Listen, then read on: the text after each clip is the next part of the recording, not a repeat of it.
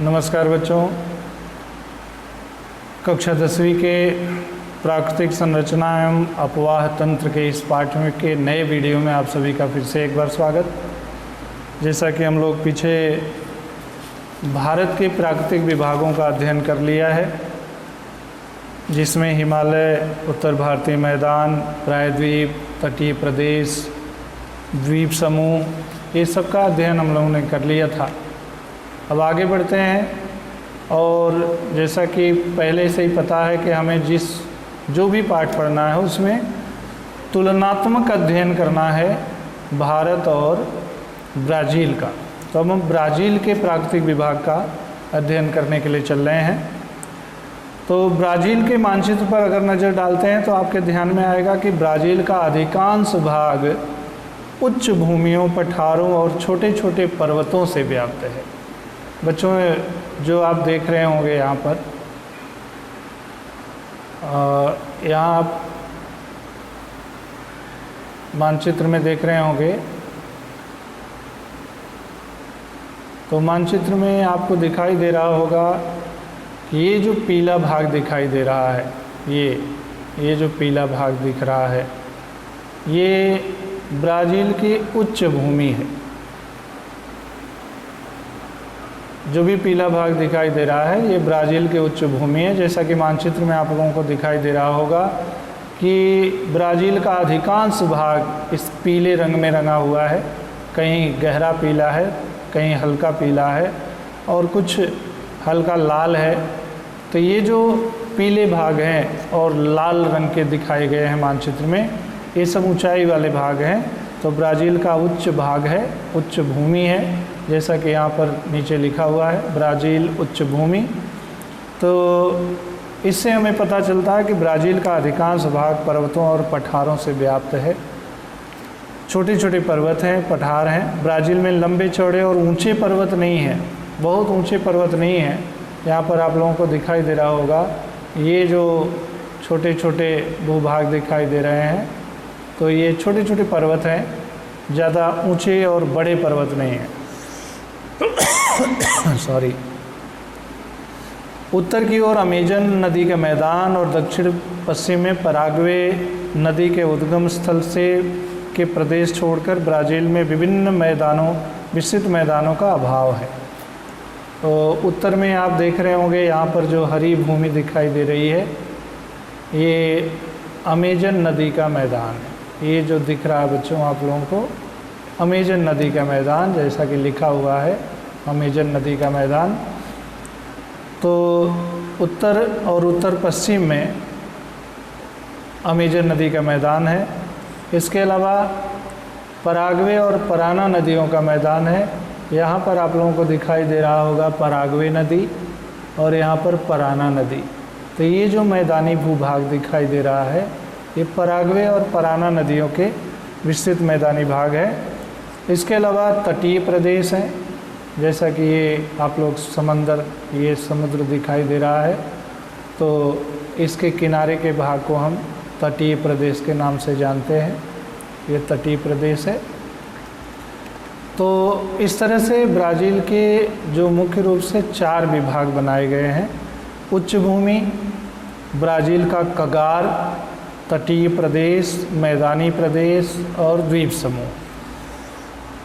फिर से एक बार सुन लें। उच्च भूमि, जैसा कि यहाँ आप लोगों को दिखाई देगा, यहाँ दिख रहा है ब्राज़ील उच्च भूमि, विशाल कगार, तटीय प्रदेश, मैदानी प्रदेश और द्वीप समूह। अब हम इसका एक एक करके अध्ययन करते हैं। सबसे पहले ब्राज़ील के उच्च भूमि का अध्ययन कर लेते हैं। तो ब्राज़ील की उच्च भूमि में आप लोग देख रहे होंगे, ये पूरा भूभाग जो है ये उच्च भूमि का भूभाग है। यहाँ से अगर हम देख लें तो ये उच्च भूमि का भूभाग है, यानी अधिकांश भाग उच्च भूमि से घिरा हुआ है। इसका वर्णन, इसके कई नाम हैं: ब्राज़ील का पठार, ब्राज़ील के उच्च भूमि, ब्राज़ील का ढाल। इन अलग अलग नामों से इसको जाना जाता है। ब्राज़ील और गुयाना उच्च भूमियों को मिलाकर दक्षिण अमेरिका महाद्वीप का गर्भ माना जाता है।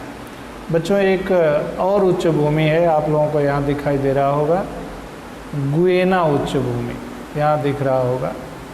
ये अब चूँकि ये दूसरा देश है, उसका मानचित्र आगे दिया नहीं है, तो ये गुयेना उच्च भूमि का कुछ भूभाग ब्राज़ील के अंदर है।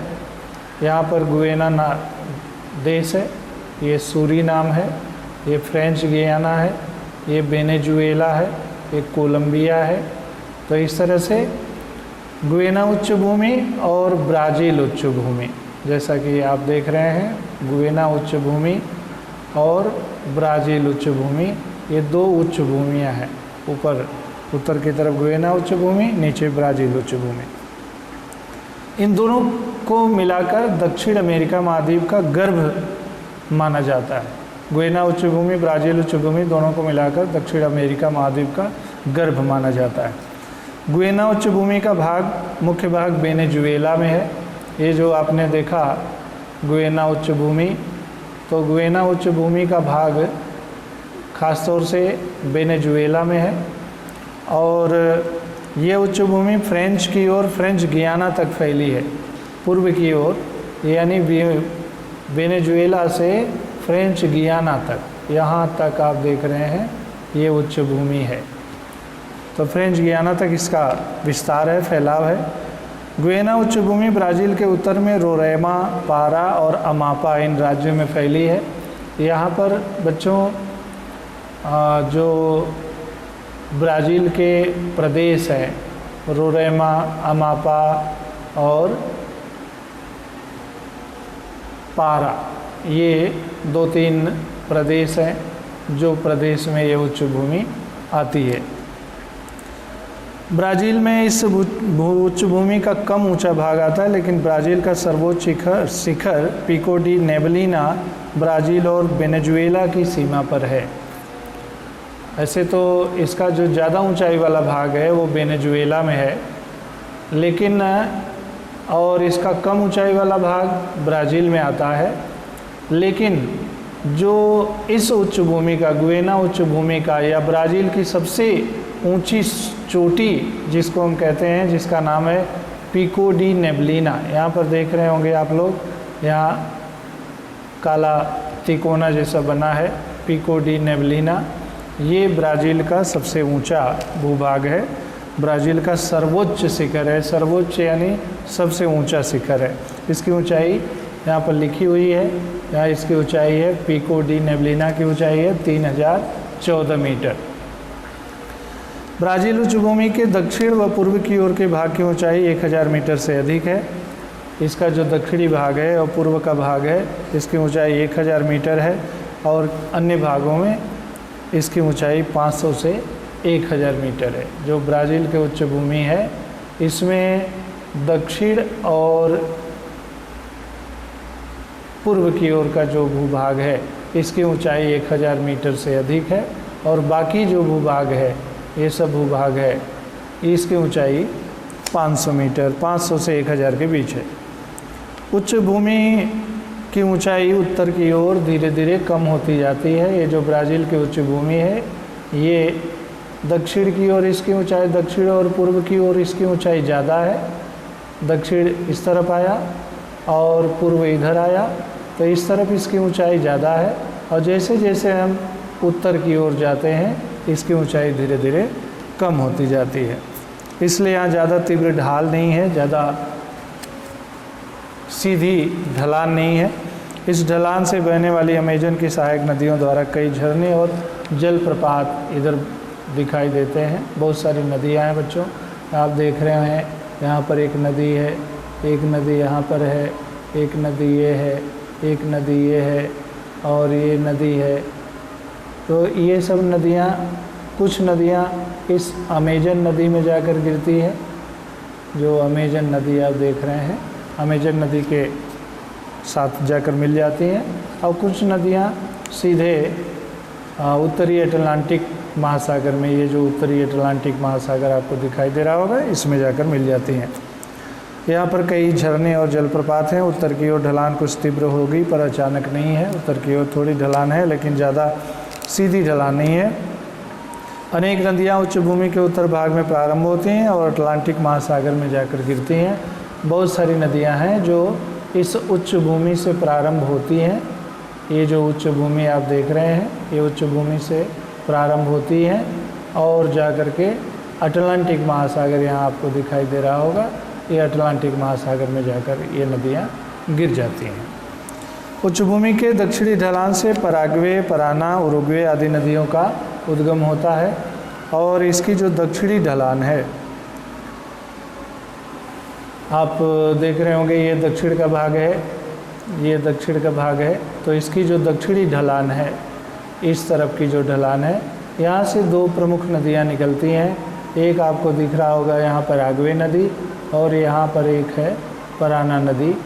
पराग्वे नदी और पराना नदी, ये दोनों नदियाँ यहाँ से निकलती हैं और उरुग्वे नदी भी यहाँ से निकलती है और आगे चल कर के ये दोनों नदियाँ, तीनों नदियाँ अर्जेंटीना में जाकर, अर्जेंटीना में यहाँ आप देख रहे होंगे, अर्जेंटीना में जाकर बहने लगती हैं।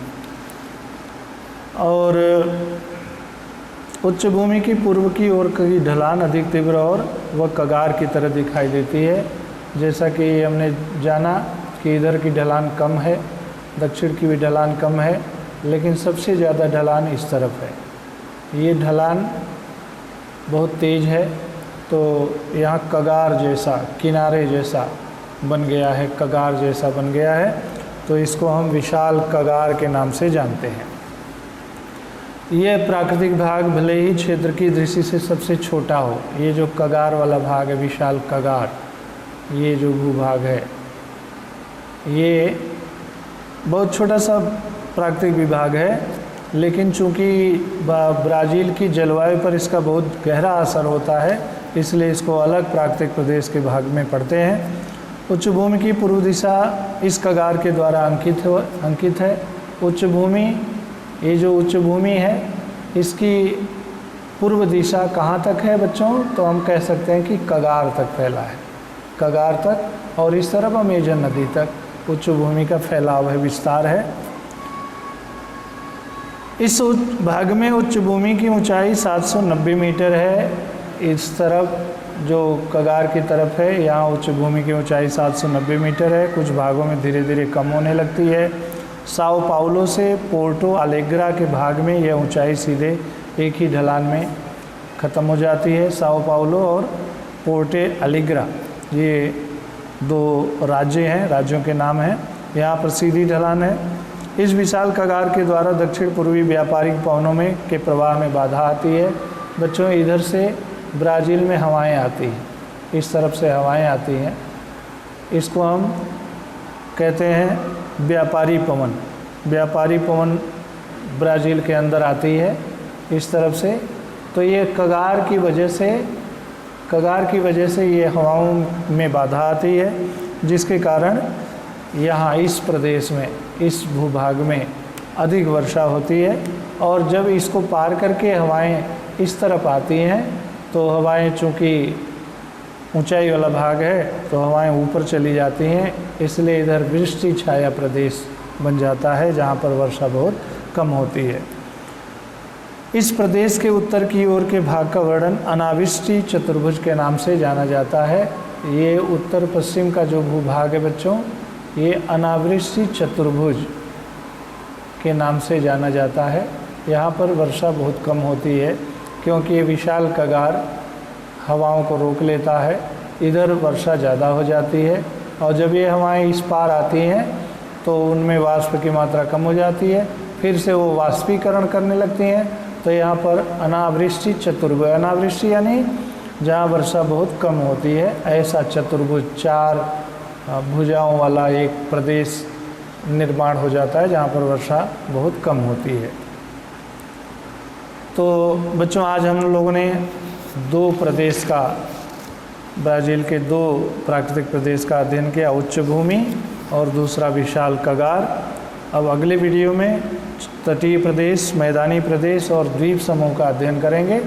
तब तक के लिए बहुत बहुत धन्यवाद।